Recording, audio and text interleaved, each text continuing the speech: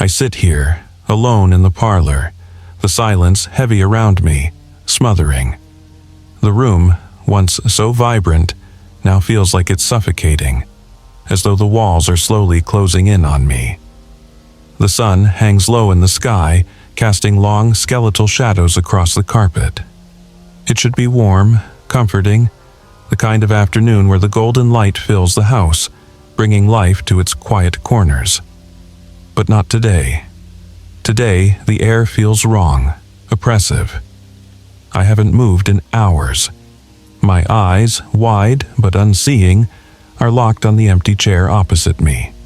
Ethan's chair, the one he used to pull close after a long day, flashing me that crooked, comforting smile. But he's gone now. Gone in an instant, stolen away by fate's cruel hand. I can barely remember the details of the accident. I was in the kitchen preparing dinner when the news came. So sudden, so sharp, it shattered the world I knew. Ethan, my husband, my best friend, gone. I dropped the knife I was holding. My legs gave way. And then nothing. Just an endless line of grief, of empty days that have bled together into one endless, indistinguishable blur. The house. It's never felt so cold. Even in the summer heat, the air inside is thick, heavy. The silence is unbearable, a constant companion. I can hear my own breathing, shallow and ragged. The sound is the only thing that reminds me I'm still here, still alive. But everything else is fading. The memories of laughter, the hum of conversation, the warmth that Ethan's presence used to bring. Now it feels stale, stagnant, and all I can smell is his aftershave, once comforting, now a painful reminder. My fingers curl into the arm of the chair, gripping the fabric. The texture beneath my fingertips grounds me, but I can't escape the suffocating feeling that the house itself is mourning. Time has lost all meaning. How long has it been since I felt truly alive? A day? A week? I don't know. Nothing makes sense anymore. I glance at the photograph on the mantelpiece. Ethan's smile, mischievous, his arm around my waist, taken during our last summer trip. We were so happy then, so full of promises. He had promised me we'd grow old together. But now, that promise is broken. I'm left with nothing but the remnants of a life we were supposed to share. And then, the air around me changes. I feel it, the same strange sensation I have felt since that day, the feeling of being watched. My pulse quickens, and a tightness spreads through my chest. I try to shake it off, but the sensation lingers, sinking into my bones. And then, I hear it. Amelia. It's soft, distant, as if carried by the wind.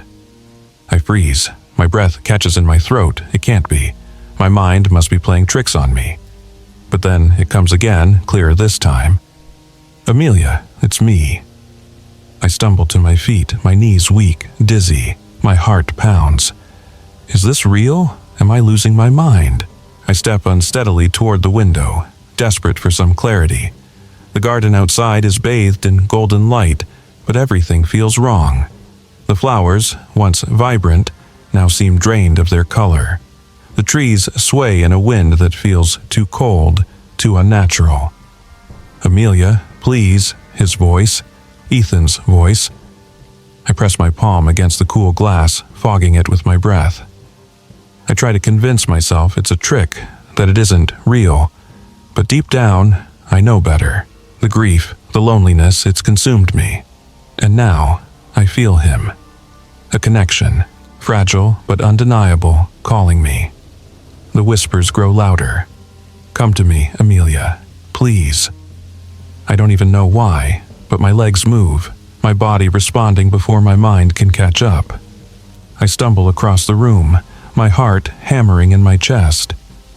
I don't know what's happening, whether I'm losing my mind or if this is real, but I can't deny it. Ethan is here. He's calling me. I reach the door, my hand trembling as I grasp the handle. Outside, the air is different, An unnatural chill cuts through the garden, making me shiver. The trees loom like dark sentinels, their branches twisted into grotesque shapes. The world feels off, distorted. I step onto the porch, my breath visible in the cold air. The shadows in the forest stretch long, beckoning me like an ominous invitation. And there, deep in the trees, I think I see something. Movement, a flicker of life, something. Ethan. My heart quickens. I feel him, I know it. His presence is stronger now, pulsing through me, urging me forward. I can't ignore it. The woods are calling, and I, desperate, broken, I can't resist. I have to go. I have to find him. As I step beyond the threshold of the house, the world shifts. The shadows deepen. The air grows thicker with something ancient, something forgotten. The whispers are frantic now, louder, urging me on. And for the first time in days, something stirs in my chest. A spark of hope. "Ethan," I whisper. And with that, my journey into the forest begins. The village was quiet as I stepped out of the house, the weight of the door closing behind me, sealing my decision. The streets were empty, the usual hum of village life gone, replaced by an unsettling silence that pressed against my chest. The sun hung low, casting long shadows that stretched unnaturally across the cobblestone, making the village look distorted, like something out of a dream. The warmth of the afternoon had already fled, leaving only a chill creeping in, a cold whisper of what was to come. With every step I took, my feet echoed in the silence, the heaviness of grief pulling me deeper into the earth. I wasn't just walking through the village, I was moving toward something I couldn't ignore. I had to find Finn. He was the only one who understood. He always had been. He was the one who saw things no one else did, who warned the villagers of things lurking in the shadows. If anyone knew about the forest, about the hollow tree, it was him.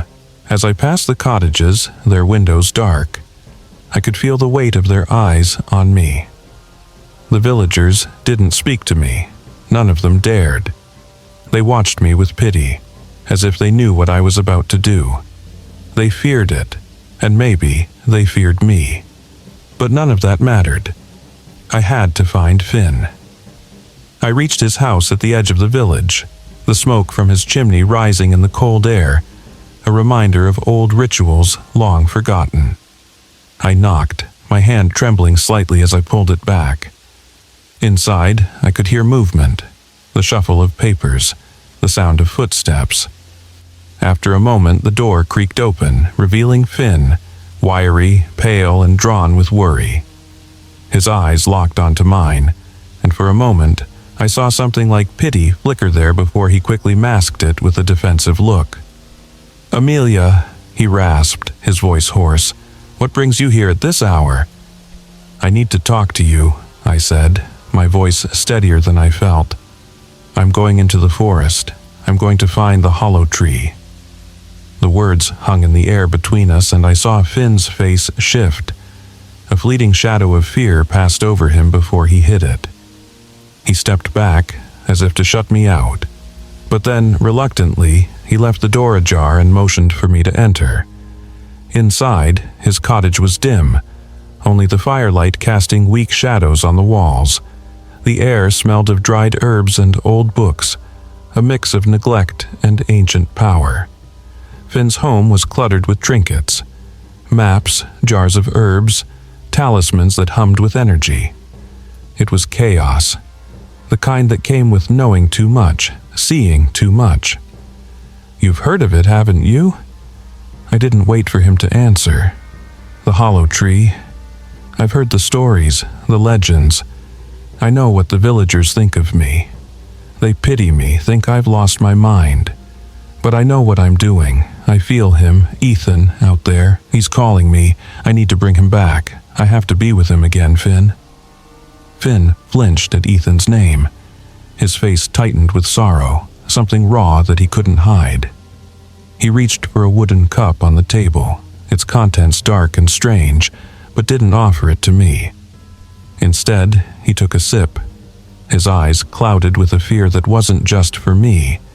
It was for the very forest I was heading toward.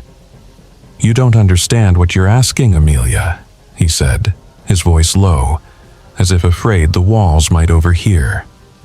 "The hollow tree isn't just a tree, it's something born from darkness, from the blood of druids who sought immortality. It doesn't give life, it takes it. It feeds on souls, on grief, on desperation. It promises eternity, but it only gives agony." I stepped closer, my heart pounding. "But it can bring him back. It can give me what I need. I feel him, Finn. I can't let him go. I can't." "No." Finn's voice was sharp, breaking through my words. He slammed the cup down on the table, his hands trembling. "I know that pain, Amelia. I've felt it. But this isn't the way. The tree won't give you Ethan. It will take you deeper into its web, and once it has you, there's no coming back. You think you'll find him. No, the tree will find you, and it will make you part of it. A prisoner, a shadow. There's no escape." A cold ripple of dread passed through me, but it was drowned by the urgency in my heart. "You're wrong," I whispered. "You don't understand. I'm not afraid." For a moment, his expression softened, but it quickly turned darker. "No one who's gone in there has returned, not with their soul intact. The druids created that thing to cheat death, but they damned themselves. They became part of its hunger, and now every soul that enters it feeds it. Once it has you, there's no escape. You'll be lost." I felt a chill, but I didn't hesitate. "I don't care. I'm going." Finn reached for me, his grip tight on my arm. "Please, don't. I've lost too many to that tree. I'm begging you, Amelia. You don't understand the price it demands. You won't find Ethan, not the way you think." I looked into his eyes, my voice barely a whisper. "I don't have a choice." For a long moment he just stared at me, a mask of sorrow on his face. Then he nodded, as though he had already said goodbye. "Then I can only pray the forest doesn't claim you too." I turned away, my heart pounding, the weight of my decision heavy on my chest. There was no turning back now. The warning still hung in the air like a shadow, but the call of the forest was too strong. It was as if something deep inside me had already answered it. I stepped outside into the cold, the village dark and silent behind me. The path ahead led toward the forest, toward the hollow tree. I couldn't look back. I was already too far gone. The path into the forest was barely visible beneath the heavy blanket of moss and fallen leaves, swallowed by the relentless undergrowth. The trees towered around me like ancient sentinels, their twisted, gnarled branches reaching high above, so thick that the sky itself seemed to vanish into the shadows. The moment I crossed the threshold, I felt the temperature drop sharply, the coolness of the forest seeping into my very bones. A thick silence wrapped itself around me like a heavy cloak, muffling even the sound of my footsteps. The air smelled of earth and decay, of something long forgotten, buried beneath layers of time. The forest felt alive, breathing with every gust of wind, watching my every move. I paused for a moment, the stillness pressing in on me, but the soft whispers, distant, faint, but unmistakable, urged me forward. There was no turning back now. I took a step deeper into the woods, feeling the trees closing in around me, their limbs twisting like arms, trying to pull me into their depths. The path wound through the dense thicket, twisting and turning as if the forest itself were testing my resolve. Each step seemed louder in the thick, oppressive air, and the only sound was the occasional rustle of unseen creatures in the underbrush. The trees above me twisted into strange, unnatural shapes, their trunks knotted and warped, as if the forest itself were diseased. Some of the older trees were scarred with deep grooves, like old wounds, their bark slick and damp to the touch. The atmosphere felt oppressive, ancient, and something about it made my skin crawl. But the whispers kept growing louder, more insistent. They urged me on. I had to reach the tree. I had to find him. The wind stirred again, this time sharper, colder, like a warning. It whispered through the branches, faintly calling my name. Amelia, so soft, like a distant memory, but unmistakably his. Ethan, his voice. My heart raced faster with each step, my pulse quickening, but I tried to push it aside, convincing myself it was just my grief. Yet the voice came again, clearer this time, almost pleading. Come to me, I'm waiting. I shuddered, the cold creeping under my skin. The ground was uneven, roots twisting out of the soil like dark fingers clawing at the earth. The trees pressed closer together, their limbs reaching out as if beckoning me into their dark embrace. With every step, the forest grew darker, and the shadows stretched longer, as if the very air around me was thickening. The fading sunlight struggled to break through the canopy, casting the ground in an eerie twilight. The dampness in the air clung to my skin, like walking through a fog that sunk into my very bones. And then I saw it. It was massive. Too large, too imposing. The hollow tree. Its trunk rose from the earth like a great beast, dark and twisted, spiraling upward in grotesque patterns. The hollow in its center was a gaping mouth, a black void that seemed to inhale and exhale, as though the tree itself were alive. Its roots sprawled out like a twisted web, curling around rocks and other trees, pulsing with a life of their own, aware of my presence, tracking my every movement. For a moment, I stood frozen at the edge of the clearing, my breath caught in my throat. The tree towered over me, its presence so overwhelming it seemed to drain the very light from the air.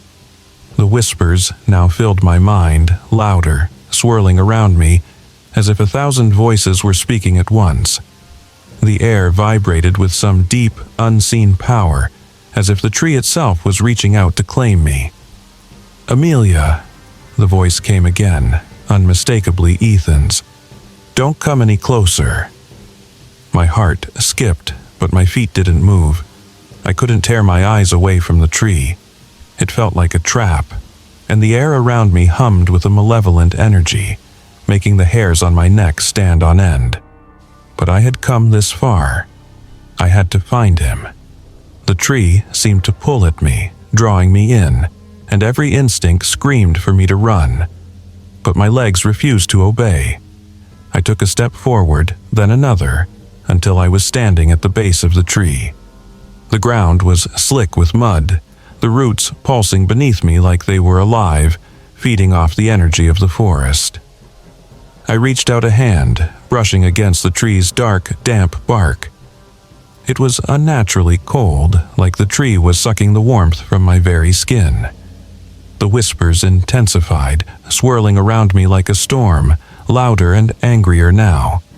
You seek what is lost, but you do not know what you are asking for. The voice was no longer Ethan's. It was deeper, older, filled with malice. It echoed in my skull, reverberating through my mind like 1,000 voices speaking all at once. I recoiled, my heart pounding, but I couldn't pull away. The tree's grip on me was stronger than my fear. My fingers grazed the hollow, the black mouth of the tree. The moment I touched it, the ground trembled beneath me, and the air crackled with an unnatural energy. A surge of cold, dark power shot up my arm, making my body seize as I gasped, my eyes wide in terror. You should not have come, Amelia. The voice grew louder, more insistent, wrapping around me like a physical force. The roots of the tree began to stir, twitching as if they were waking up. The ground groaned beneath me, the earth shifting as though it were alive, reacting to my presence. The tree's pull grew stronger, dragging me toward the hollow, beckoning me to enter. I wanted to run. I wanted to flee, but the tree's grip on me was tightening. Every step was agonizing as the forest seemed to close in around me. And then, through the madness, a whisper broke through. "Amelia, please." It was Ethan's voice, faint and fragile, as if coming from the farthest reaches of the universe. It was desperate, pleading. His soul was trapped here, just as the others had been. And then I realized, with a sickening jolt, the tree wasn't a gateway, it was a prison, and once it claimed you, there was no escape. My heart twisted as the horrifying truth sank in. I had come to save him, but in my desperate pursuit, I had only walked deeper into the tree's grasp. The hollow tree was hungry, and now it was ready to feast. My hand trembled as I pushed against the cold, slick bark of the hollow tree. A dark, suffocating force seemed to pulse through the air, drawing me in as if the tree itself had a grip on my very soul. My heart raced, and my breath grew shallow, but the pull was undeniable. Like gravity itself, it sucked me deeper into its embrace. The moment I stepped inside, the world outside disappeared. The forest fell silent, the air thick with something ancient and unnatural. A bitter chill rushed over me, sinking into my very bones, leaving a lingering dread that clawed at my insides. The light from the outside world vanished, swallowed by the oppressive darkness pressing in from all sides. I couldn't even see my own hands in front of me. It felt as though the tree itself had created its own internal night, a place where shadows lived and breathed. The inside of the tree was impossibly vast, stretching deeper than I could comprehend, like an unfathomable cavern beneath the earth. The walls were slick with a thick, oozing substance, and the foul, metallic tang of decay filled the air. The scent of death, of things forgotten, was overwhelming. It was stifling, as though I were breathing in the essence of centuries-old rot. My heart pounded in my chest, the beats echoing in the stillness. I took a step deeper, my feet sinking into the spongy floor, a mixture of damp earth and roots that twisted beneath me, alive. The roots seemed to pulse with an unseen energy, as though the tree were aware of my presence, aware of my every move. The deeper I went, the more the darkness seemed to close in around me. It felt as though the walls of the tree were breathing, thickening with each step I took. The roots stretched higher, curling like the tendrils of some monstrous creature from the depths of the earth. I reached out a hand to steady myself against one of the walls, but the bark was slick, unnatural. It pulsed beneath my fingers, as though it were alive, and I felt it wrap itself around me, urging me to surrender. And then, the whispers began. At first, they were soft, like a distant breeze rustling through leaves, but soon they grew louder, more insistent, scraping at my mind like claws on stone. "Amelia." The voice was distorted, broken, like a lover's plea. "Come closer, I am waiting." My heart seized. It wasn't Ethan's voice. I knew that. It was too hollow, too distorted, but it sounded like him. My body trembled as the weight of the words crushed my chest, and I took another step forward, the darkness thickening, suffocating me with every movement. "Amelia." It came again, louder, more mocking, followed by a low, guttural laugh. "Don't you see? He is already lost. There is no saving him. There is only you." The words wrapped themselves around my thoughts, squeezing tighter, clawing at my will. I tried to shake them off, to focus on why I had come, but the whispers gnawed at me, eroding my resolve. I pressed on, each step heavier than the last, as if the tree itself were pulling me deeper into its heart. And then, something shifted. I wasn't alone anymore. The air grew colder, an unnatural chill biting into my skin like the sharpest winter's night. The whispers faded, replaced by something far worse, a presence. Something was watching me, moving in the dark. I could feel its eyes on me, its breath hot on the back of my neck. I spun around, but the shadows stayed still, unmoving. Still, the sensation of being watched didn't go away.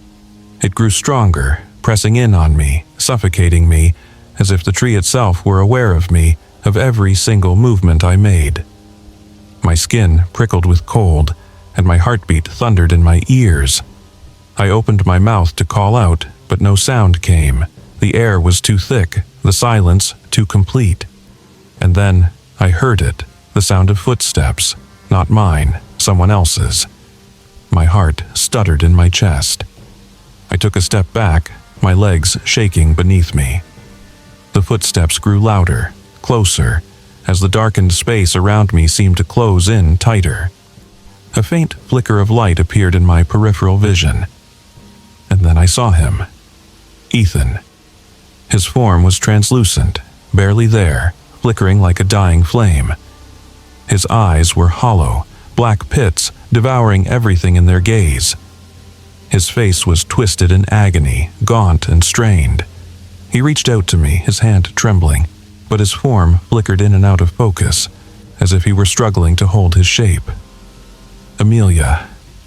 His voice was faint, lost in the wind. Please, don't stay. I froze. It was him, but it wasn't. His soul, trapped in the tree's cruel grip, twisted in torment as he reached for me. Get away, he whispered, his voice breaking. It's not what you think. The tree, it feeds on us. It has already taken me. Don't come any closer, Amelia. It will take you too. My heart shattered with the weight of his words. But the tree was pulling me forward, its grip undeniable. I couldn't stop. I couldn't turn back. I reached out, desperate to touch him, to pull him from the suffocating darkness that held him. But as my fingers brushed where he had been, he vanished, dissolving like mist in the morning sun. The darkness seemed to deepen in his absence, and his voice lingered in the cold, stagnant air. Amelia. It wasn't just Ethan's voice anymore. It was something else, something vast and ancient. You cannot save him. You cannot save yourself. The walls of the tree pulsed with that voice, a deep, rumbling hum that rattled my bones. The space I stood in was no longer a hollow. It was a prison. The roots beneath me began to writhe, pushing upward, curling around my ankles like serpents. They tightened their grip with every second, pulling me closer. The tree was awake. It had smelled my desperation, my longing, and now it would feed. A wave of dread filled my chest, choking me, and I realized, too late, that I was no longer standing in the hollow of a tree. I was standing in the mouth of a monster. The roots surged upward, constricting around my body, pulling me toward the gaping mouth of the tree. And the whispers, the tree's voice, grew louder, more insistent. Join us, Amelia. Your soul is the last piece we need. I tried to scream, but the tree's power silenced me. I was being consumed, body and soul, the darkness swallowing me whole. And through it all, I heard Ethan's voice, weak and desperate, fading into the abyss.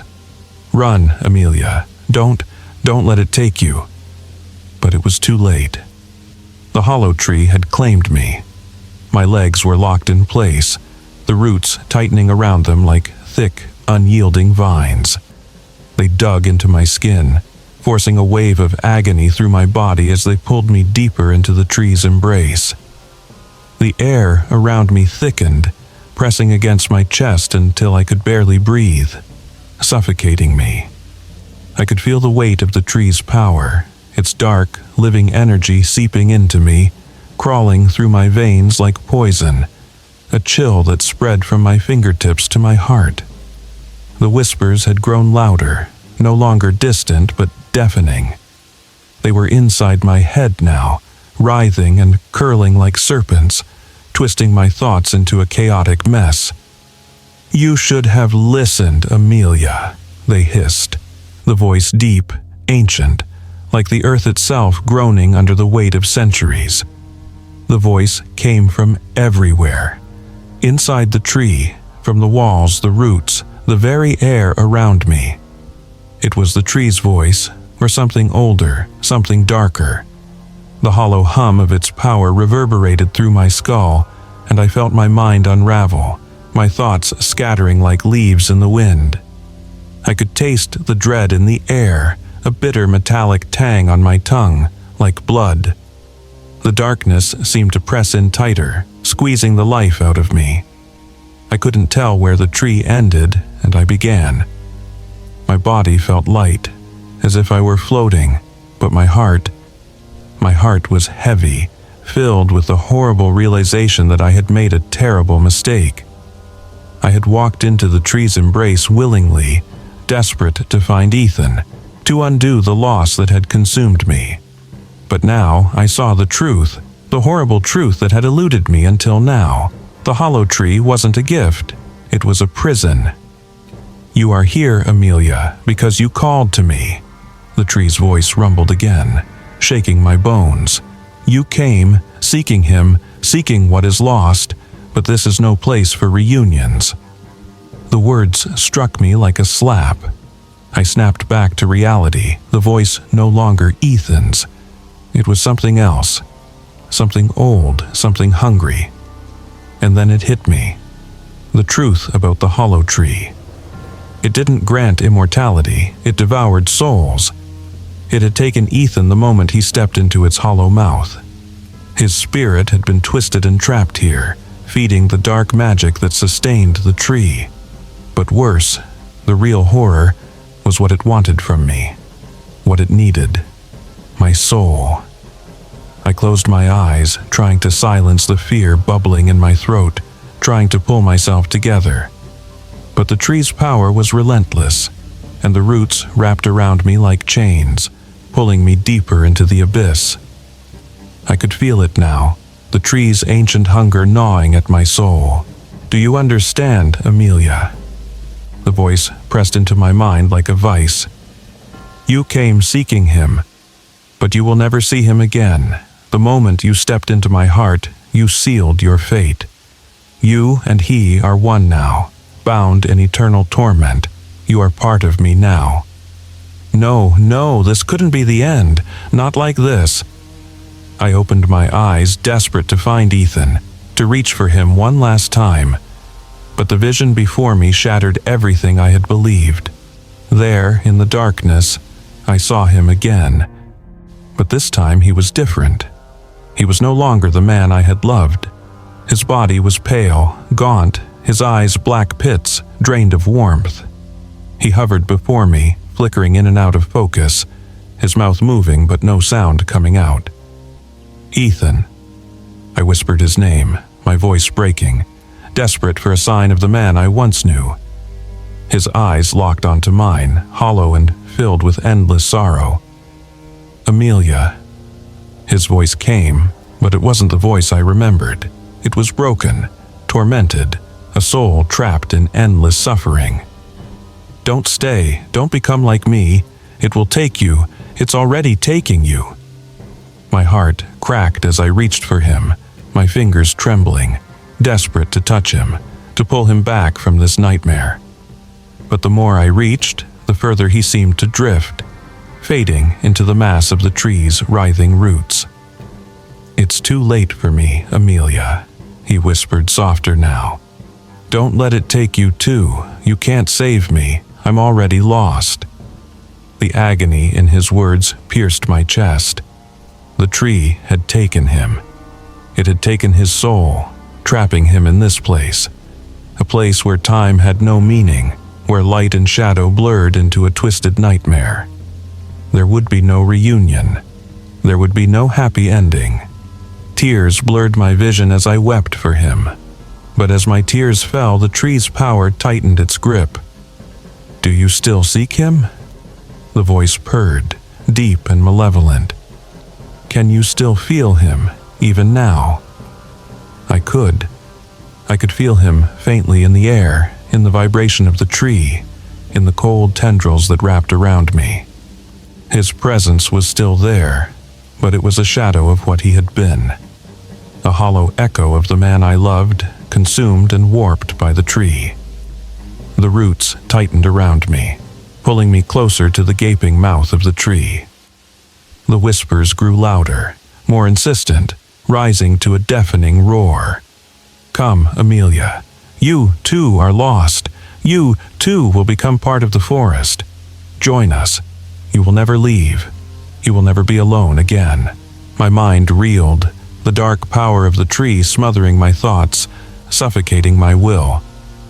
I struggled, but it was futile. The tree's hunger was vast, its power far older than anything I had ever known. The more I fought, the more it dragged me in.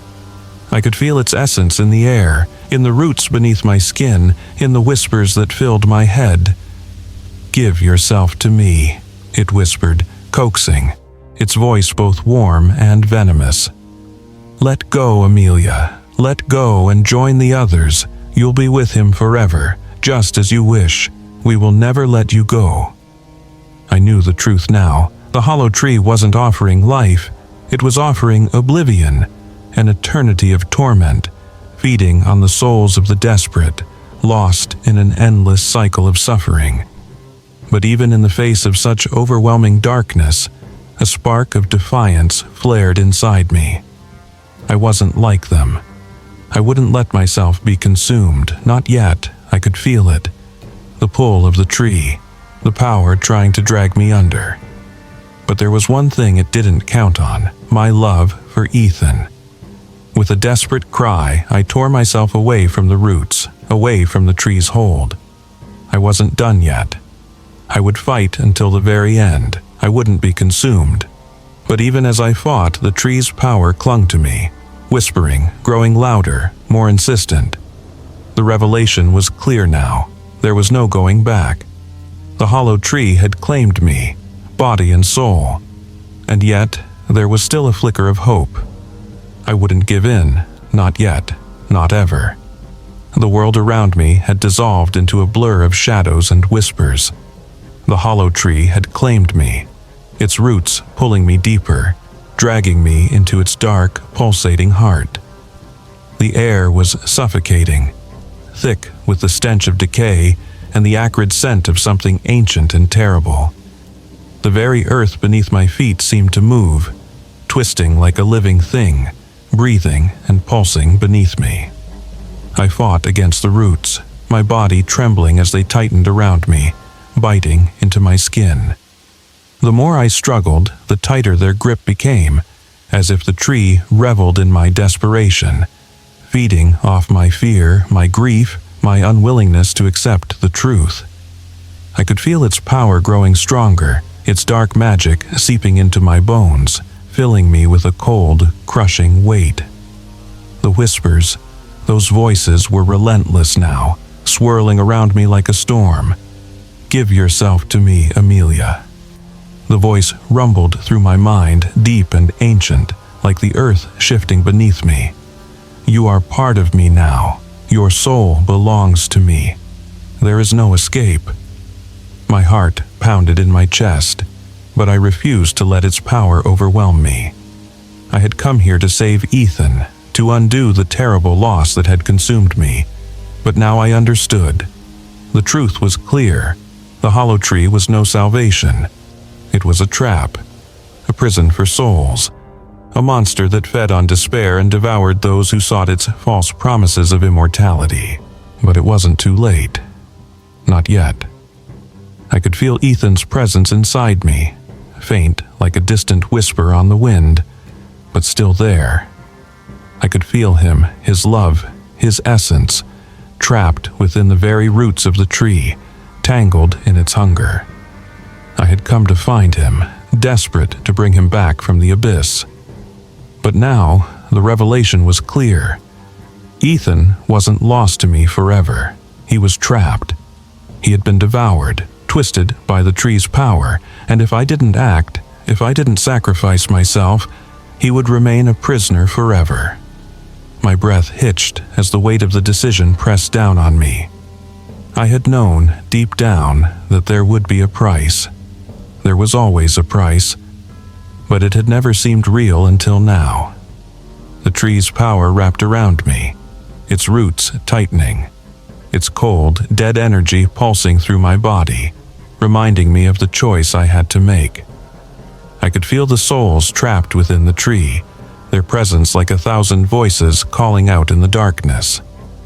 I could hear their suffering, their torment, and for a moment I almost succumbed to it, the overwhelming weight of it.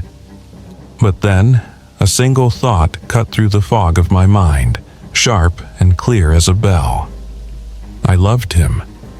I loved him enough to let him go. My chest tightened with the force of that realization. I had come to save him, but in the end, it was not my life that mattered. It was the lives of those trapped here.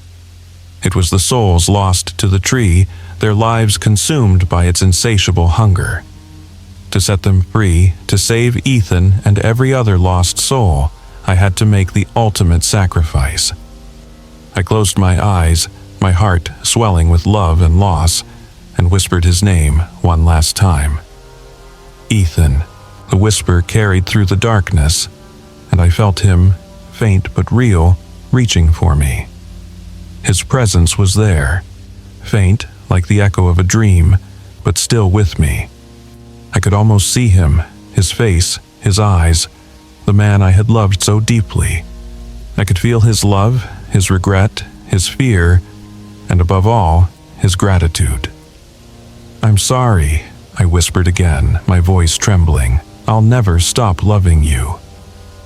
The tree's power swelled, a terrible, unrelenting force, as though it sensed my resolve, as though it knew what I was about to do. The roots tightened around me, dragging me toward the heart of the tree. I could feel its black, cold power wrapping around my soul, suffocating me, pulling me deeper into its clutches. But I didn't fight. I had made my choice. I stepped forward, letting the roots wrap around me, my body going limp with the inevitability of it all. I could feel the tree's hunger, its unyielding grip, but I didn't resist. I didn't fight it. For in that moment I knew the only way to save Ethan, to free him from the prison he had been trapped in, was to give myself over to the tree, to offer my life, my soul, so that the tree's curse could be broken. My chest ached with the weight of the decision, but my love for Ethan, and for all the lost souls trapped in this cursed place, was stronger than the fear that gripped my heart. I closed my eyes and let the darkness consume me, knowing this was the only way to end the suffering. The moment I surrendered, I felt a strange calmness wash over me, as though the world were slipping away, taking the pain, the grief, and the sorrow with it. The roots seemed to withdraw, and in their place there was a soft, gentle warmth. I could feel the lives trapped within the tree, the souls that had been lost, stirring, awakening. A faint glow filled the hollow, the darkness lifting, the oppressive weight of the tree's power receding. I opened my eyes, and for a brief moment I saw him. Ethan. He was no longer the gaunt, hollow shell that had been trapped in the tree. His eyes were bright again, his face full of warmth, his form solid, alive, real.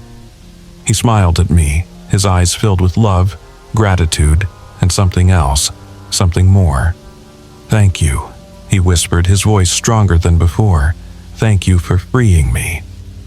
My heart swelled, a mixture of joy and sorrow filling my chest. I had done it. I had set him free.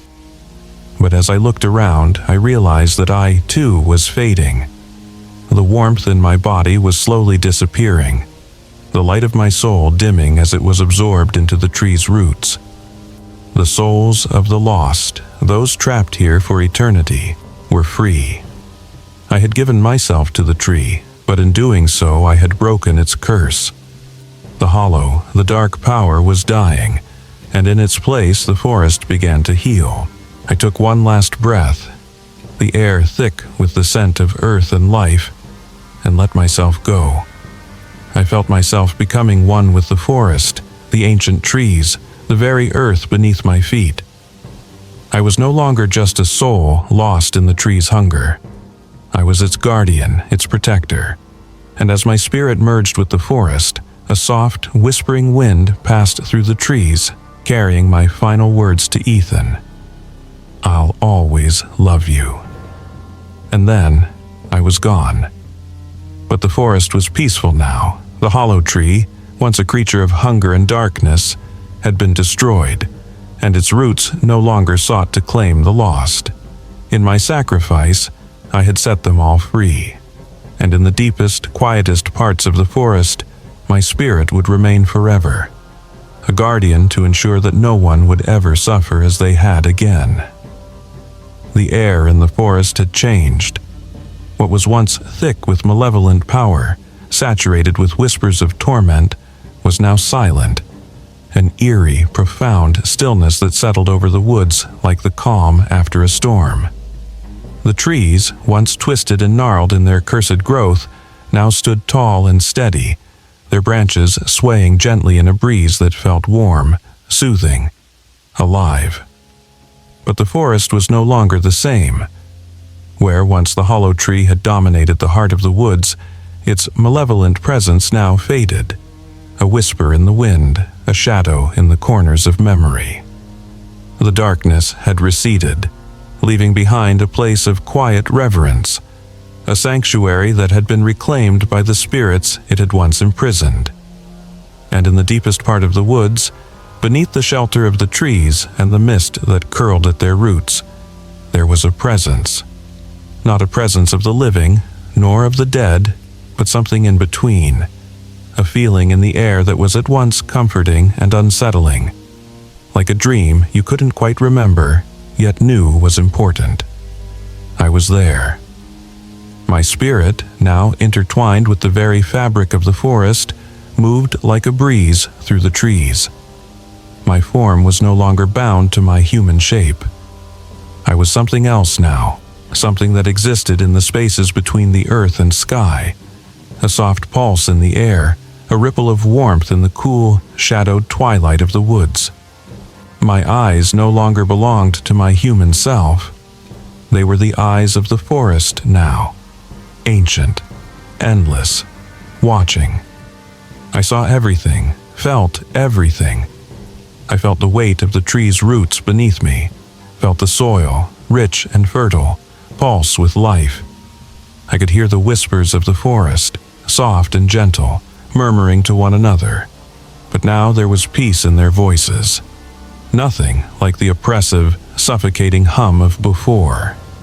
The forest was healing, as I was healing, both of us born anew from the sacrifice I had made. The weight of my love for Ethan was gone. The grief that had once consumed my heart, the unbearable ache of loss, had been swallowed by the earth, replaced with a quiet resolve. I had done it. I had freed him, freed the souls, freed myself. But now, in the quiet aftermath, I was more than just the woman who had lost her husband. I was the guardian, the eternal protector of the forest and the souls it had once claimed. My senses were sharp. I felt every leaf that fluttered in the wind, every bird that flitted from tree to tree. The forest was alive with growth, but not just with the physical world around me. It was alive with the souls of the lost, freed from their torment, and now whispering their thanks to the trees. I could feel them, the souls who had once been trapped, now wandering the woods, no longer prisoners to the hollow tree's hunger. But there were others too, new souls, born of travelers, those who had come to seek the tree's false promise of immortality. They had come in search of what they couldn't have, hoping to cheat death, just as I had once done. But now, they would never reach the heart of the forest. They would never find the hollow tree. I would make sure of it. My form flickered as the sun began to dip below the horizon, casting the forest in shades of twilight. I could feel the shift in the air, the change that came with the fading light. It was then that I saw them. The figures, cloaked in shadow, stepped into the clearing, their eyes wide with wonder and terror. They had heard the rumors, the legends, the hollow tree they had called it. But now, as they stood at the edge of the clearing, the weight of their own fear settled on their shoulders like a curse. My presence rippled through the air, and they froze. I could feel their hearts pounding, their breath quickening as they realized they had trespassed into a place beyond their understanding. The faintest of whispers curled around them like a cold wind, caressing their ears. It was a warning, an invitation, one they could not resist, and one they could not understand. My voice was soft like the wind, but it carried the weight of the ancient forest in its tone, the eternal power of the earth itself. "You have come seeking something that is not yours," I spoke, not from my body but from the trees themselves. The words filled the air like the breath of the forest, distant yet close. "What you seek will never be found. The forest has been saved from your kind. Leave now, before it claims you as it claimed others before you." The figures trembled. Their eyes darted around the clearing, but there was no escape, no path leading back to the world they had known. The forest had closed in around them, the trees now standing as tall as giants, their limbs forming a barrier, as though locking them in. I could feel their fear, their desperation. I could feel the pull of the same longing I had once felt, the desperate hope that there was something more, something beyond death, beyond loss. But I knew now that there was no escape from death, only the embrace of the earth, the balance of life and death, the eternal cycle that could never be broken. I had learned that in the deepest, darkest corners of the hollow tree, where I had come to understand the true cost of immortality. The souls of the lost whispered again, their voices a chorus in the wind, faint but growing stronger. They, too, warned the trespassers, their voices melding with the voice of the trees, their words more urgent now. "Leave before it is too late." I watched as the figures turned and fled, their fear overwhelming them as they realized that this was no mere forest, no ordinary place. They had stepped into something ancient, something powerful, something that had no place for their kind. I didn't have to do anything. The forest did it for me. The trees shifted, their branches reaching out to guide the intruders away from the heart of the woods. The earth itself seemed to stir beneath their feet, pushing them out, urging them back to where they belonged. They would never find the hollow tree, not now, not ever. It was gone, destroyed, but its power still lingered in the earth. I was the keeper now, the guardian of this forest, of its secrets, of its freedom. The trespassers were gone, but the forest remained. I stood at the heart of the woods, my spirit intertwined with the trees, with the roots and the earth. I felt no sorrow now, only a deep, eternal peace. I was no longer the woman who had sought to cheat death. I was the one who had broken its curse. I was the forest's protector, the keeper of those who had once been lost. I was its soul now. And as the wind whispered through the leaves, as the night settled in with a blanket of stars above, I knew my purpose. I was the forest's eternal guardian. The hollow tree would never rise again. The lost would never suffer its hunger. And as I watched over the forest, the trees swayed gently in the night's breeze, and my spirit stood watch, ready to protect what was mine, forever.